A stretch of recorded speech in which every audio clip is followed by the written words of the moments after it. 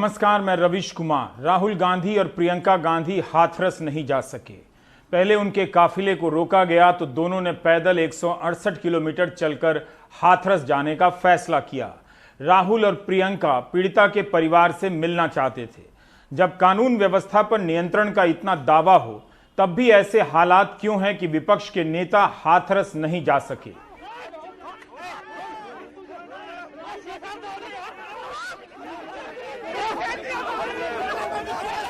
शुरू से ही लग रहा था कि 158 किलोमीटर का मार्च पूरा नहीं होगा। राहुल और प्रियंका के पैदल चलते ही विपक्ष कहां है के नाम पर विपक्ष को नहीं दिखाने वाला मीडिया दिखाने लगा। थोड़ी ही देर में पुलिस बीच बीच में रोकने लगी। मार्च पूरी तरह शांतिपूर्ण था और ऐसा भी नहीं था कि पूरा उत्तर प्रदेश सड़कों पर आ गया हो। पहले प्रियंका गांधी को हिरासत में लेकर चली गई पुलिस, फिर बाद में राहुल गांधी को भी। राहुल गांधी के साथ पुलिस की काफी कहासुनी हुई, लेकिन यहां जो हुआ वो शर्मनाक था। पुलिस ने धक्का दिया या राहुल ने संतुलन खो दिया, दूर से बताना मुश्किल है, मगर विपक्ष के नेता को इस तरह जमीन पर गिरते देखना असहज करता है। संतुलन राहुल ने नहीं खोया होगा, सरकार ने खो दिया। एक पदयात्रा रोकने की उसकी जिद यहां तक ले आई है। सत्ता का अहंकार बड़ा होता है, उसकी दलीलों को सही बताने वाले 100,000 होंगे, विपक्ष अकेला होता है, इसलिए जमीन पर गिरा दिया जाता है या गिर जाता है। जो भी सही हो, अभी तक इस मामले में विपक्ष नहीं था, इसलिए मीडिया का मैच नहीं हो पा रहा था। अब मैच शुरू होगा। राजस्थान में बलात्कार हुआ है तो क्यों नहीं गए राहुल? यूपी में बलात्कार हुआ तो क्यों नहीं गए प्रधानमंत्री? यह सवाल गायब कर दिया जाएगा कि एक विपक्ष के नेता को हाथरस क्यों नहीं जाने दिया गया। इस मार्च में राहुल गांधी और प्रियंका गांधी के अलावा अजय कुमार लल्लू, सुष्मिता देव, राजीव शुक्ला, रणदीप सुरजेवाला, जितेंद्र प्रसाद, पीएल पूनिया शामिल थे। राहुल और प्रियंका दिल्ली लौट आए, हाथरस नहीं जा सके। सर आपसे निवेदन है सर, कोई नहीं आएगा राहुल गांधी और प्रियंका गांधी को जो बुद्धा सर्किट है उसके गेस्ट हाउस में रखा गया है। फिलहाल पुलिस ने उनको वहां पर रखा है और जब राहुल गांधी अंडरटेकिंग एक दे देंगे कि वो अब हाथरस नहीं जाएंगे, तब उनको गौतम बुद्ध नगर की जो पुलिस है वो रिहा करेगी। राहुल गांधी और प्रियंका गांधी को हिरासत में लेने के बाद में अजय कुमार लल्लू यहाँ पर जो है वो धरने पर बैठ गए थे और उनको भी अभी चूंकि पीएससी काफी भारी तादाद में यहाँ पर आई है तो उसने यहाँ से अब हटा दिया है। लल्लू जी से हम बात करने की कोशिश करेंगे। भारी आप लोगों को कहाँ पर ले जा रही है पुलिस? ये सरकार जेल ले जाना चाहती है। जेल से थोड़े डरने वाले हैं। एक बार नहीं 1 लाख 1000 बार जेल ले जाए, परिणाम जो भी हो, उस बेटी के न्याय के लिए कांग्रेस पार्टी सड़कों पर लड़ाई जारी रखेगी। कुछ भी हो जाए। आदरणीय राहुल गांधी जी को जेल ले गया, प्रियंका जी को जेल ले गए, लाठी चलाए, कार्यकर्ता घायल है, चोट लगी है, फिर भी हम डरने वाली नहीं। उस बेटी के न्याय के लिए संघर्ष जारी रहेगा। अब यमुना एक्सप्रेसवे को पूरी तरीके से खाली करवाया जा रहा है और ये 3-4 बसें यहाँ पर पुलिस ने लगवाई हैं और उसी में जो कांग्रेस के कार्यकर्ता हैं उनको ले जा रहे हैं। जिन कार्यकर्ताओं ने विरोध किया उन पर लाठीचार्ज भी हुआ है, कई सारे कार्यकर्ता घायल हुए हैं और बहुत सारे जो कार्यकर्ता हैं उनको हिरासत में लिया गया है। लेकिन फिलहाल आप देख सकते हैं कि आज सुबह से जो एक राजनीतिक जो पूरा घटनाक्रम चल रहा है यमुना एक्सप्रेस वे पर, उसका पटक्षेप अब शाम के तकरीबन 4:30 बजे होने जा रहा है। और तमाम बहसों और दलीलों के बीच क्या ये तस्वीर आसानी से गायब की जा सकती है? अमृता धवन हैं, दिल्ली महिला कांग्रेस की अध्यक्ष। ये तस्वीर बता रही है कि क्या हुआ। जब हम लाठी से नहीं उनके डरे तो उसके बाद उन्होंने कपड़े पकड़ के सबके खींचे, मेरे भी कपड़े उन लोगों ने हाथ लगाए और जिस तरीके से छीना झपटी करके हमको पीछे करने की कोशिश की। अरे अगर आपको हमें धक्का देना भी है तो हमारे शरीर से हमको पकड़ो ना। तो राहुल और प्रियंका हिरासत में ले लिए गए। ये पहली बार नहीं था जब राहुल और प्रियंका को यूपी जाने से रोका गया। 27 मई 2017 को राहुल गांधी को सहारनपुर जाने से रोका गया था। राहुल शब्बीरपुर गांव नहीं जा सके थे, जहां दलितों के साथ हिंसा हुई थी। पिछले साल 24 दिसंबर 2019 को यूपी पुलिस ने प्रियंका और राहुल गांधी को मेरठ शहर में जाने से रोक दिया था। दोनों को पुलिस की गोली से मारे गए लोगों के परिजनों से नहीं मिलने दिया गया। 24 अगस्त 2019 को राहुल गांधी विपक्षी दलों के नेताओं के साथ जम्मू कश्मीर गए थे। तब उन्हें श्रीनगर से ही लौटा दिया गया एयरपोर्ट से। So if everything is normal, then why are we not allowed out? Rahul Gandhi, Sharad Yadav, Sitaram Yechury, Anand Sharma, Dinesh Trivedi, D Raja, Majid Memon और मनोज झा समेत कई नेता श्रीनगर गए थे। धारा 370 हटाए जाने के बाद वहां के हालात का जायजा लेना चाहते थे। विपक्ष के भारतीय नेताओं को लौटा दिया गया और दूसरे देश के सांसदों का दौरा कराया गया था। आप भूल गए होंगे, लेकिन आप इंटरनेट सर्च करें कि जब विपक्ष के नेताओं को श्रीनगर एयरपोर्ट से लौटाया गया तो अखबारों ने इस खबर को कैसे किनारे लगा दिया और चैनलों ने कितनी जगह दी थी। सिर्फ ऊब का सवाल नहीं है कि विपक्ष सड़क पर नहीं है तो गर्मी नहीं है। सवाल है कि विपक्ष होना कितना मुश्किल होता जा रहा है। 2012 में क्या निर्भया का सवाल विपक्ष का इंतजार कर रहा था? उस समय यह पहले जनता का सवाल बना। लड़कियों ने अपना सवाल बना लिया, बाद में विपक्ष ने अपनी रोटियां सेकी थी। हाथरस के मामले में मूल सवाल यह नहीं कि विपक्ष कहां है, मूल सवाल यह है कि परिवार की सहमति के बिना, पिता के बिना बेटी के शव को कैसे जला दिया गया। कई लोग कह रहे हैं कि हिंदू परंपरा के अनुसार सूर्यास्त के बाद अंतिम संस्कार नहीं होता है और जब परिवार के लोग शामिल नहीं हुए तो यह संस्कार नहीं कहा जाएगा, जलाना कहा जाना चाहिए। क्या इस सवाल को अब सीधे पूछने की हिम्मत नहीं रही? इसलिए पत्रकारों और संपादकों को अब विपक्ष चाहिए। रात अंधेरे एक लड़की का शव इस तरह जला दिया गया, इस सवाल का जवाब सारे जवाबों से अलग आना चाहिए। यह जवाब काफी नहीं कि कानून व्यवस्था के नाम पर जलाया गया। प्रशासन ने जो सफाई दी उसकी कई बातें झूठी साबित हुई। वह जिद की तरह कहे जा रहा है कि पिता की रजामंदी थी। क्या पिता ने यह कहा कि मेरे बिना मेरी बेटी का शव जला दो? क्या यह लड़की अपराधी थी? उसके शव को तब भी जलाया गया जब परिवार के लोगों ने खुद को बंद कर लिया कि पुलिस उन्हें जबरदस्ती वहां ना ले जाए और कहा कि सुबह ही अंतिम संस्कार करेंगे। तब भी जब मां एम्बुलेंस के आगे गिरकर सर पटक कर रोती रही, वो अपनी बेटी का चेहरा नहीं देख सकी।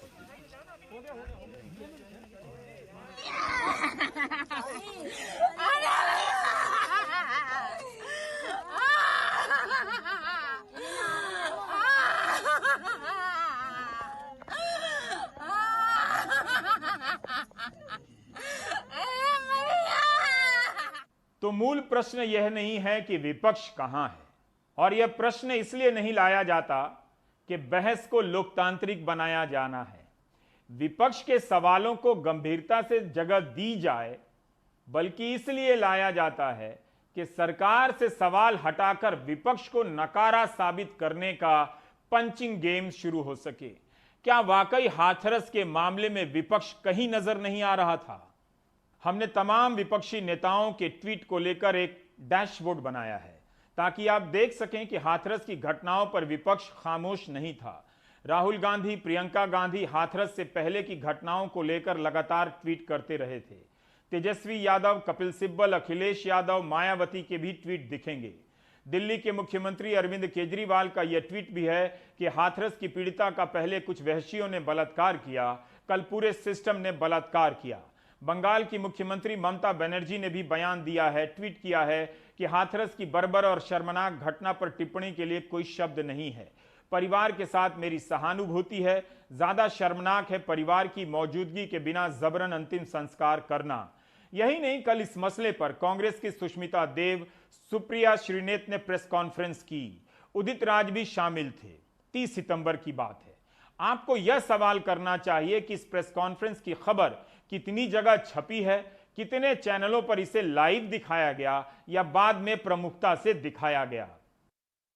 अगर वहां उसी परिवार को और हाथरस की बेटी को न्याय देना है, उसका सिर्फ एक ही जवाब है कि अजय बिष्ट को उत्तर प्रदेश के मुख्यमंत्री पद से इस्तीफा प्रधानमंत्री को मांगना चाहिए।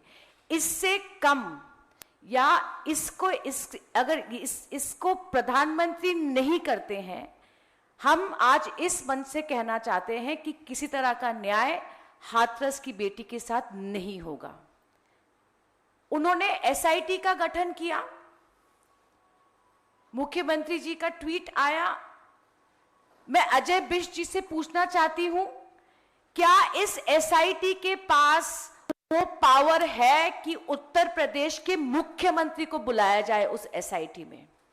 आज अपराधियों का अरेस्ट हुआ, पर मुख्यमंत्री को एसआईटी के सामने जवाब देना चाहिए कि जिस बच्ची का इस तरह से बलात्कार हुआ, जिसकी रीढ़ की हड्डी टूटी, आपने उस बच्ची को पहले डिस्ट्रिक्ट अस्पताल में रखा, आपने उसको फिर अलीगढ़ के एक अस्पताल में रखा, 8 दिन एक नॉर्मल वार्ड पे रखा, और सफदरजंग हॉस्पिटल में आपने तब पहुंचाया जब शायद उसका अंतिम वक्त आ चुका था। इसका दायित्व कौन लेगा? विपक्ष कहां है? यह बेहद चालाकी भरा प्रश्न है, ताकि चैनल आपको यह बता सकें कि हम इसलिए चुप हैं कि विपक्ष सवाल नहीं कर रहा है। सवाल करता है तो कहा जाता है कि सड़क पर नहीं उतर रहा है, सड़क पर उतरता है तो कहा जाता है कि शांति भंग कर रहा है या नौटंकी कर रहा है। इस पैटर्न को आप समझ लें। संस्थागत रूप से विपक्ष को जनता के दिमाग और उसकी नजरों से गायब किया जा रहा है, ताकि आपको और कमजोर बनाया जा सके। विपक्ष तो आप भी हो सकते हैं, लेकिन डॉक्टर कफील खान का उदाहरण याद रखिएगा। विपक्ष कहां है का सवाल करने वाले संपादकों या विद्वानों से आप एक सवाल कीजिए। इलाहाबाद हाईकोर्ट ने कहा है कि डॉक्टर कफील खान पर अवैध रूप से रासुका लगा दी गई। उसके बाद कितने लोगों ने इस बात को लेकर सरकार को घेरा और प्रधानमंत्री से पूछा कि आप लोकतंत्र की बात करते हैं, लेकिन ऐसे सिर्फ भाषण देने के लिए किसी को 6 महीने जेल होगी और अवैध रूप से रासुका लगाई जाएगी तो लोकतंत्र खत्म हो जाएगा। बेशक यह आलोचना हो सकती है कि क्या ट्वीट करना ही विपक्ष की राजनीति है, लेकिन यह भी अजीब सवाल है, अधूरा सा। नेताओं के ट्वीट से ही न्यूज चैनलों के सुबह की बुलेटिन भरती है। कई ब्यूरो चीफ और राजनीतिक संपादक उसे रीट्वीट कर अपना डेली रिपोर्ट भरते हैं। नेताओं के ट्वीट से शाम को चैनलों पर डिबेट का 1 घंटा भर जाता है, वरना खबर ना हो उनके पास। और जब विपक्ष ट्वीट करता है तो सवाल होता है कि सड़क पर नहीं है, नेता एसी के कमरे में बैठकर ट्वीट कर रहे हैं। अब कितने लोग मायावती के इस बयान को प्रमुखता से दिखाएंगे? तो मेरा केंद्र की सरकार को यही कहना है कि यूपी गवर्नमेंट नहीं जाग रही है। आदित्यनाथ योगी इस लायक नहीं है कि वो लॉ एंड ऑर्डर को संभाल सके। और मेरा केंद्र की सरकार को यही कहना है कि बेहतर होगा तो आदित्यनाथ योगी को तो जहां उनकी असली जगह है गोरखपुर में मठ में वहां बैठा दें, और यदि उनको गोरखपुर का मठ भी अच्छा नहीं लग रहा है तो अयोध्या में राम मंदिर का निर्माण हो रहा है तो बीजेपी ये काम उनको सौंप दे तो ज्यादा बेहतर होगा। कम से कम जो आए दिन हमारी बहन बेटियों की इज्जत आबरू लूट रही है वो तो रुक जाए। विपक्ष कहां है सवाल करने वाले? चाहे तो प्रधानमंत्री का पुराना ही बयान चला दें जो 2017 के यूपी चुनाव के समय उन्होंने कहा था। आखिर बदला भी क्या है? क्या कारण है कि उत्तर प्रदेश की मां बेटी सलामत नहीं है, शाम को अकेली घर के बाहर निकल नहीं पाती है? क्या कारण है? 8वीं 9वीं की बच्चियां इस बात के लिए परेशान है, स्कूल जाती हैं, सरफरे लड़के रास्ते में ऐसी भद्दी टोका टोकी करते हैं, बच्चियां स्कूल जाने से डरती हैं। यह हालत उत्तर प्रदेश के सामान्य जीवन में आपने पैदा की है। और दुर्भाग्य यह है कि सामाजिक बुराई से ज्यादा इस बुराई को आपकी पार्टी के नेताओं ने आश्रय दे के रखा है, गुंडाओं को पाल करके रखा है, और उसी का कारण है कि उत्तर प्रदेश का ये हाल करके रखा है। ये बयान हम चला सकते थे, मगर चलाने में घबराहट होती है बहुतों को। 2014 से भारत में विपक्ष विरोधी पत्रकारिता का उदय हुआ। इस प्रक्रिया में दो तरह का गोदी मीडिया सामने आया। एक प्रत्यक्ष यानी मुखर गोदी मीडिया, जिसने खुलेआम राजनीतिक विपक्ष को गायब कर दिया, उसकी हत्या की और जनता के बीच से सवाल करने वालों को अर्बन नक्सल और गैंग बताया। दूसरा अघोषित गोदी मीडिया, जिसने बेहद चालाकी से जनता के विपक्ष और राजनीतिक विपक्ष दोनों को किनारे लगा दिया। विपक्ष सिर्फ कांग्रेस और सपा नहीं है, वो किसान भी है जो सड़क पर है, नौकरियों के लिए आंदोलन करने वाले छात्र भी हैं। क्या इनके वक्त में घोषित और अघोषित गोदी मीडिया ने ढंग से जगह दी? उनके आंदोलन को या तो नजरअंदाज किया गया या कवरेज के नाम पर जल्दी से निपटा दिया गया। ऐसा नहीं था कि 30 सितंबर को विपक्ष खामोश था। उत्तर प्रदेश के स्थानीय चैनलों पर कई जिलों से समाजवादी पार्टी और कांग्रेस के कार्यकर्ताओं के प्रदर्शन की खबरें आ रही थीं। दिल्ली का मीडिया जानबूझकर नहीं देखता है ताकि दिखाने से दरबार में दिक्कत ना हो जाए। मेरी बात याद रखिएगा। 30 सितंबर को यूपी में कांग्रेस ने आजमगढ़, भदोही, हाथरस, चंदौली, चित्रकूट, प्रतापगढ़, लखनऊ, रायबरेली, अमेठी, सादाबाद सहित कई जगहों पर प्रदर्शन किया। उसके कई नेताओं और कार्यकर्ताओं ने लाठियां खाईं, पुलिस का सामना किया, हिरासत में लिए गए। यूपी कांग्रेस के अध्यक्ष हैं अजय कुमार लल्लू। दिल्ली में दिहाड़ी मजदूरी करते थे। इनके बारे में कई बार सुनने को मिला है कि किसी घटना के बाद कहीं जाने को तैयार हुए तो उन्हें पहले ही रोक दिया गया, धाराएं लगा दी गईं, जेल भेज दिए गए। आप लल्लू को लेकर कितनी चर्चाएं देखते हैं? आखिर जिस यूपी में कांग्रेस के पास एक कमरे को भरने लायक विधायक नहीं है, उस यूपी में लल्लू को जेल में भर दिया जाता है। और आज भी राहुल गांधी और प्रियंका गांधी की गिरफ्तारी के बाद उत्तर प्रदेश में कई जगहों पर कांग्रेस ने प्रदर्शन किए। लखनऊ में ही कांग्रेसी एकत्रित हो गए और 50 से अधिक कार्यकर्ताओं की गिरफ्तारी हुई है। प्रियंका गांधी ने तो 30 सितंबर को ही योगी आदित्यनाथ से इस्तीफे की मांग की थी। सोनिया गांधी का भी बयान आया था। फिर भी आर्टिकल लिखा जाता है कि विपक्ष कहां है, दिखता नहीं। इतना बड़ा हादसा हुआ और 15 दिन बाद इनका बयान आया है और बयान में क्या कहते हैं कि प्रधानमंत्री जी का फोन आया और मैंने एसआईटी को बनाया है। क्या आपको प्रधानमंत्री जी के फोन के इंतजार था? उसके परिवार के साथ कैसा व्यवहार किया कि अपनी बेटी की लाश आखिरी बार अपने घर नहीं ले जा पाए, उसकी चिता उसके पिता जला नहीं पाए, उनको एक कमरे में बंद किया। इस तरह का व्यवहार अमानवीयता का सबसे बड़ा उदाहरण है। आपकी सरकार कितनी अमानवीय है।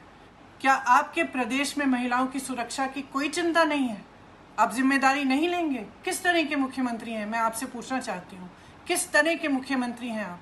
हाथरस की निर्भया की मृत्यु नहीं हुई है, उसे मारा गया है एक निष्ठुर सरकार द्वारा, उसके प्रशासन द्वारा, उत्तर प्रदेश सरकार की उपेक्षा द्वारा।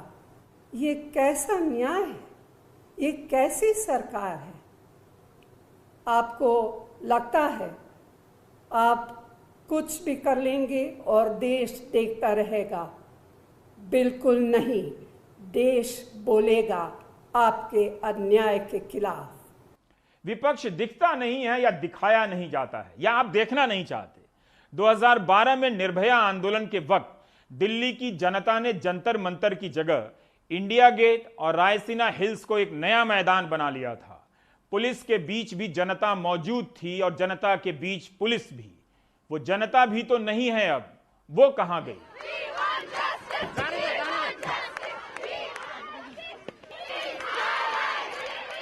पहली बार दिल्ली शहर की लड़कियां सड़कों पर आई थीं, अलग अलग मोहल्लों से बैनर पोस्टर लेकर आई थीं। आज आकर देख लें, उन सभी पर यूएपीए की धाराएं लगा दी जाएंगी या फिर वहां तक पहुंचने नहीं दिया जाएगा। और कोशिश करेंगी तो उनके खिलाफ यही चैनल हो जाएंगे जिनके हवाले से पूछवाया जा रहा है कि विपक्ष कहां है। उन्हें देवांगना, कालिता और नताशा नरवाल की चार्जशीट पढ़नी चाहिए।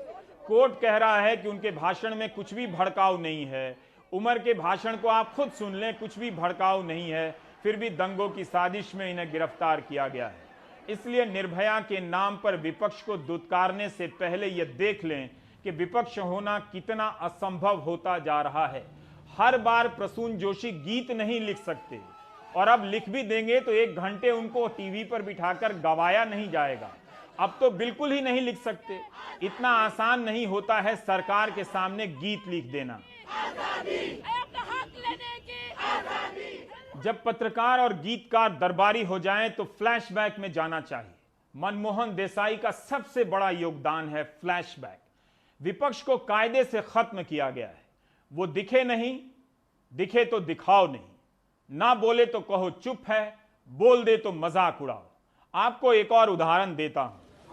यह एक और नेता का घर है, चंद्रशेखर आजाद रावण का। ना तो इनकी पार्टी के 50 विधायक हैं, ना 20 सांसद। पार्टी ही मार्च में बनी।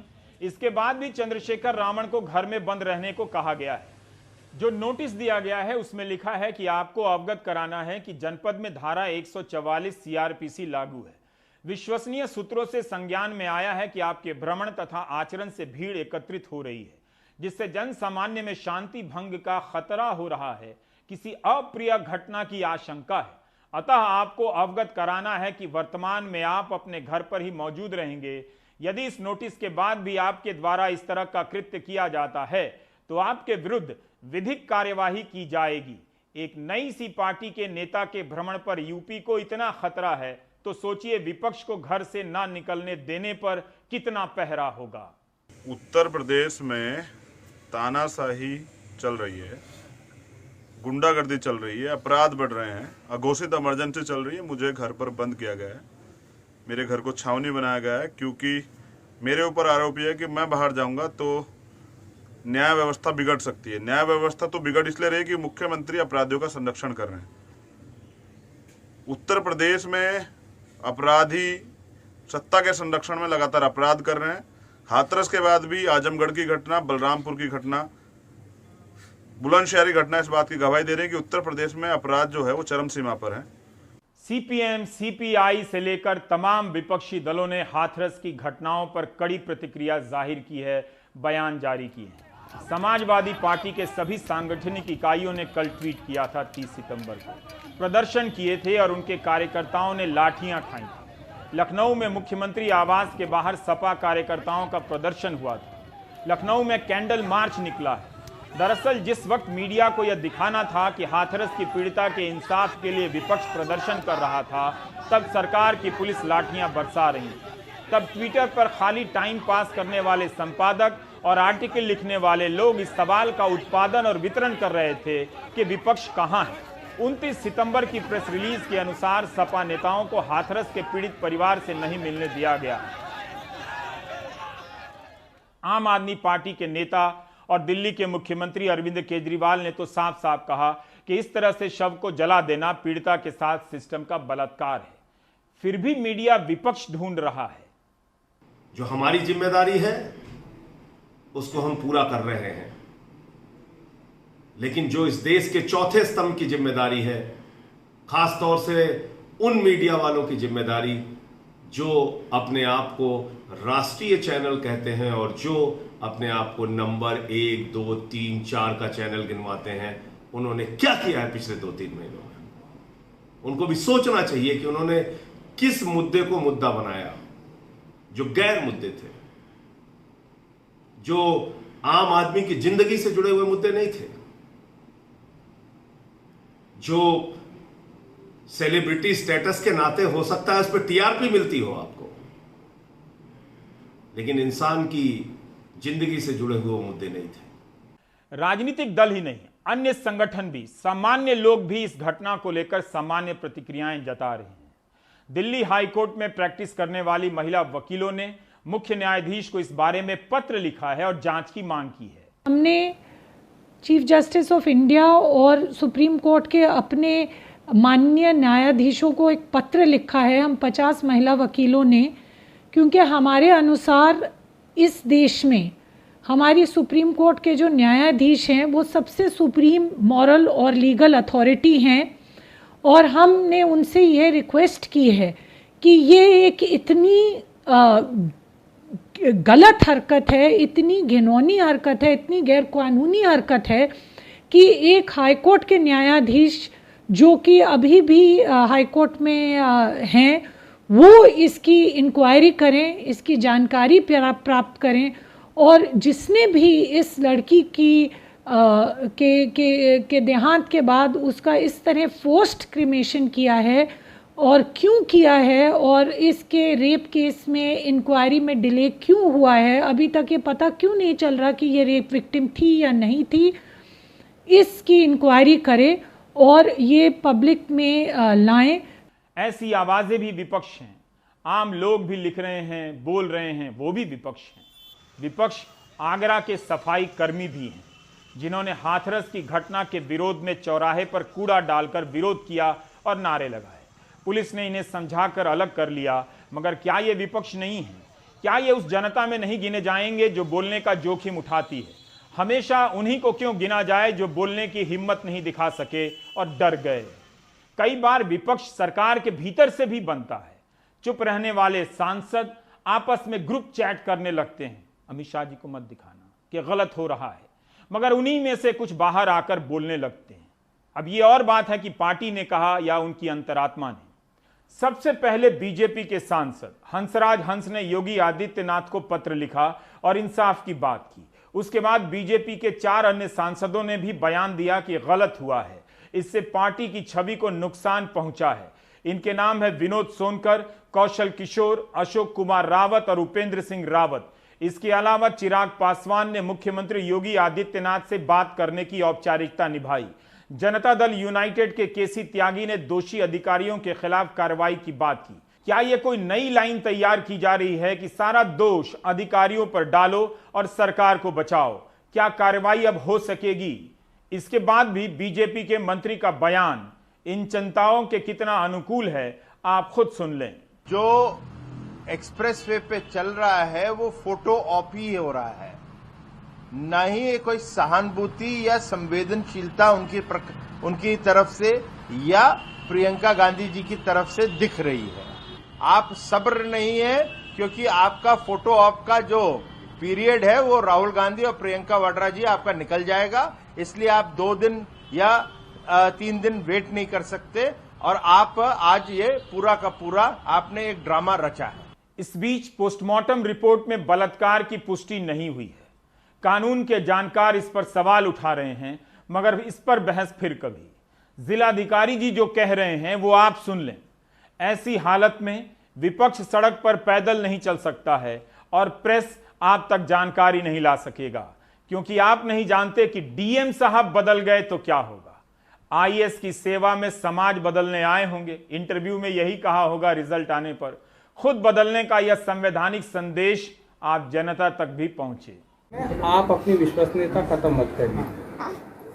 तो मीडिया वाले मैं आपको बता दूं, आज अभी आधे चले गए, कल सुबह तक आधे और निकल जाएंगे, 2-4 बचेंगे कल रात को, तो हम ही आपके साथ खड़े हैं। ठीक है? अब आपकी इच्छा, आपको बार बार बयान बदलना नहीं बदलना है, अभी हम भी बदल जाए कि नहीं। विपक्ष होना ही अपने आप में सब नहीं होता है, सब कुछ नैतिक नहीं होता कि आप विपक्ष में हैं, लेकिन उसकी अपनी कमजोरियां से कहीं ज्यादा घातक होता है सरकार को बचाने के लिए विपक्ष को गायब कर देना।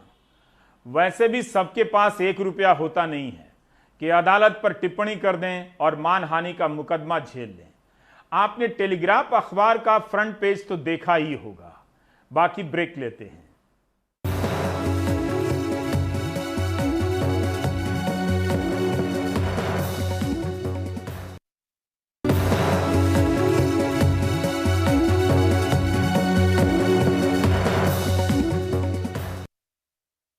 हाथरस की चिता की आग अभी बुझी भी नहीं थी कि उत्तर प्रदेश से रेप की 3 और घटनाएं सामने आ गईं। बुलंदशहर, बलरामपुर और आजमगढ़ में घटनाएं हुई हैं।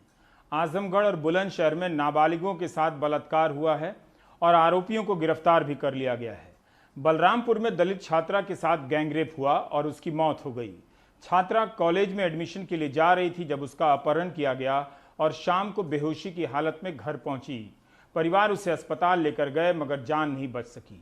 2 आरोपी इस मामले भी गिरफ्तार हैं। हाथरस के ही सादाबाद में 4 साल की नाबालिग के साथ बलात्कार की एक घटना सामने आई है। परिवार वालों का कहना है कि पुलिस के पास जब मदद के लिए गए तो पुलिस ने उन्हें भगा दिया। वो किस हाल में है, अदनान की ये रिपोर्ट देखिए। उत्तर प्रदेश की राजधानी लखनऊ से करीब 200 किलोमीटर दूर पूर्वी उत्तर प्रदेश के बलरामपुर में पिछड़ी जाति की 22 साल की एक युवती से पहले सामूहिक बलात्कार और फिर मारपीट। पीड़ित युवती ने अस्पताल ले जाते वक्त रास्ते में ही दम तोड़ दिया। परिवार का आरोप है कि मंगलवार को पीड़ित युवती सुबह डिग्री कॉलेज में दाखिला लेने घर से निकली थी, लेकिन रास्ते में ही कुछ लोगों ने उसे अगवा कर लिया। उसे नशीला इंजेक्शन देकर बेहोश किया गया और फिर उसे बलात्कार का शिकार बनाया। उसे काफी मारा पीटा भी गया। शाम तक उसके साथ ये हैवानियत होती रही और फिर शाम 7 बजे पीड़िता को एक ई रिक्शे से घर भेज दिया। बच्ची के न बोलने भर का ताकत था, न उठने भर का ताकत था। मुँह से आवाज ही कुछ भी नहीं निकले कि मम्मी क्या हुआ क्या नहीं। बहुत पूछे, कुछ भी नहीं बोली। फिर 10 मिनट के बाद उसके पेट में जलन होने लगा। फिर कही है मम्मी हम मर जाएंगे, हमारे पेट में बहुत जलन होती है। फिर ले गए हॉस्पिटल। परिवार वाले पीड़िता को लेकर अस्पताल भागे, लेकिन उसने रास्ते में ही दम तोड़ दिया। पुलिस का कहना है कि परिवार ने जिन 2 आरोपियों के खिलाफ केस लिखवाया है, उन्हें गैंगरेप और हत्याओं की धाराओं में गिरफ्तार कर जेल भेज दिया गया है। लेकिन पुलिस ने पैर और कमर टूटने की खबरों का खंडन किया। पुलिस ने कहा कि ये बात पोस्टमार्टम रिपोर्ट में साबित नहीं हुई। कुछ मीडिया चैनल्स में ऐसी खबर चल रही थी कि जिसमें बताया जा रहा था कि जो पीड़िता है उसके हाथ पैर और कमर तोड़ दिए गए थे, तो ऐसा पोस्टमार्टम में कोई भी पुष्टि नहीं हुई है। उधर लखनऊ से 220 किलोमीटर दूर आजमगढ़ में 8 साल की एक नन्ही बच्ची के साथ बलात्कार की घटना सामने आई। यही नहीं, बच्ची को मारा पीटा भी गया। पुलिस ने मामले में आरोपी एक शख्स को गिरफ्तार कर लिया है जो पीड़िता का ही पड़ोसी था। उधर पीड़ित बच्ची का इलाज बनारस के एक अस्पताल में चल रहा है। हैवानियत की ऐसी एक घटना पश्चिमी यूपी के बुलंदशहर में भी सामने आई। यहाँ पीड़ित परिवार का आरोप है कि एक बदमाश ने उनकी नाबालिग बच्ची को अगवा कर उसके साथ रेप किया। बच्ची बेहोश हो गई। पिता जब तक बच्ची तक पहुंचे तब तक आरोपी फरार हो चुका था। पुलिस ने पिता की शिकायत पर रेप का केस दर्ज कर मामले की जांच शुरू कर दी है। रेप करने के संबंध में एक तहरीर दी गई, जिसमें उनके द्वारा बताया गया कि उनका पड़ोसी लड़का रिजवान है जो लगभग 20 साल का है, उसके द्वारा रात में उनकी बेटी के साथ रेप किया गया। इस सूचना पर तत्काल क्षेत्राधिकारी सिकंदराबाद नम्रता श्रीवास्तव और इंस्पेक्टर ककोर मौके पर गए। छानबीन की। जो पीड़िता है उसका मेडिकल परीक्षण कराया जा रहा है। अभियोग दर्ज कर लिया गया है। अभियुक्त की गिरफ्तारी के प्रयास किए जा रहे हैं और शीघ्र ही उसकी गिरफ्तारी सुनिश्चित कर ली जाएगी। इस बीच एक लड़की के गैंगरेप और हत्या से उबल रहे हाथरस की ही एक और बच्ची के साथ अलीगढ़ में उसके ही परिवार के एक लड़के द्वारा रेप का केस सामने आया है। हाथरस की रहने वाली इस बच्ची की मां का निधन हो चुका था।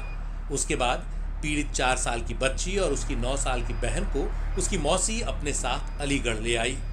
पिता ने बेटियों की देखभाल के लिए उन्हें मौसी को सौंपा था, लेकिन पिता को जब किसी ने बताया कि बेटियों के साथ मौसी के घर बहुत खराब सलूक हो रहा है तो वो उन्हें लेने आ गया। तब उसे पता चला कि उसकी 4 साल की बच्ची को उसकी मौसी के ही नाबालिग बेटे ने अपनी हवस का शिकार बनाया। पिता ने इगलास थाने में केस दर्ज कराया।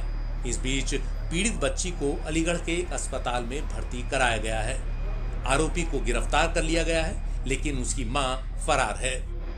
पुलिस में रिपोर्ट की है। अब मुझे उस दिन से मालूम नहीं है क्या हो रहा है। एक काम वाले तो कहते हैं, वहाँ से फोन आते हैं कि कोई कुछ नहीं हो रहा है, एक लड़का जेल भेज दिया है कस से और कुछ नहीं हो रहा है, वो बस, और कोई नहीं ढूंढ रही, नहीं कोई कुछ नहीं हो रहा। यूपी में रेप और हत्या की ये घटनाएं जैसे थमने में नहीं आ रही। भदोई जिले में 14 साल की एक दलित लड़की की सिर कुचलकर हत्या कर दी गई। उसका शव बाजरे के खेत से बरामद हुआ। पुलिस को शक है कि रेप के बाद हत्या की गई है। मामले की पोस्टमार्टम रिपोर्ट आनी बाकी है। डॉक्टर देखे कहे तो मर गई है, पोस्टमार्टम के लिए ले जाओ। तो हम कहे पहले बड़े भैया से हम अपने पूछ ले, तब फिर बताए, तो हम लेके चले आए घर पे। और जब आए देखे हम, तो वहाँ जिस जगह मारी थी उस जगह गए, देखे तो हम 4-5 पत्थर पड़े थे अद्धे, और वो तो मर गई। क्या लगता है आपको? हमें तो लगता है वो खेत के लिए, शौच के लिए गई थी, किसी ने अपना दुष्कर्म के हिसाब से उसे मारा है। भाई अब दुश्मनी का भी बदला हो सकता है। लगभग 3 बजे कंट्रोल रूम को सूचना गई थी कि एक लड़की शौच के लिए गई थी बाजरे के खेत में, और उसकी जो है हत्या कर दी गई है। तो उनके जो चाचा हैं उनसे पूछताछ हुई, उन्होंने बताया कि सर वो यहाँ पर आई थी, जब करीब वो आधा घंटे पौन घंटे नहीं लौटी तो इन्होंने खोज खबर ली उसकी। जब उन्होंने खोजा तो देखा कि वो उसको किसी ने सर कूच दिया था उसका ईंटों से, और डेड बॉडी मिली थी। इसके बाद वो उसे डॉक्टर एन सिंह हैं मिर्जापुर तिराहे पर, वहाँ ले गए थे। उन्होंने बता दिया था कि बच्ची की मृत्यु हो गई है, तो उसके बाद वो डेड बॉडी यहाँ ले आए हैं। अब हम बच्ची की उम्र कितना है, क्या लगता है सर हत्या करने का कारण क्या हो सकता है इसमें? देखिए, बच्ची की उम्र 14 साल करीब है जो बताई गई है मुझे, और इसमें रेप हो सकता है, क्योंकि और बच्ची को मारने का कोई रीज़न नहीं हो सकता है, कोई उसकी दुश्मनी नहीं हो सकती है। लेकिन इसकी जो अंतिम पुष्टि है वो पोस्टमार्टम कराने के बाद ही हो पाएगा। उत्तर प्रदेश की कानून व्यवस्था पर लगातार सवाल खड़े हो रहे हैं। महिलाओं और नाबालिग बच्चियों के साथ यौन शोषण, रेप और हत्या की ये तमाम घटनाएं बता रही हैं कि समाज में कानून का डर जैसे खत्म हो रहा है। इसके लिए राज्य सरकार तो काफ़ी हद तक जिम्मेदार मानी ही जाएगी, लेकिन हमारा समाज भी कम जिम्मेदार नहीं है, जो लड़की को हमेशा कमतर मानता है, कमज़ोर मानता आया है और बेजुबान मानता आया है। ऐसी घटनाएं ना हो, इसके लिए सरकार के साथ साथ समाज को भी अपनी जिम्मेदारी समझनी होगी, और अपनी लड़कियों को ही नहीं अपने लड़कों को भी समझाना और सुधारना होगा। ऐसा नहीं हुआ तो हम बहुत जल्द एक मरते समाज का हिस्सा भर रह जाएंगे। ब्यूरो रिपोर्ट के साथ मैं मुकेश सिंह सेंगर, NDTV इंडिया।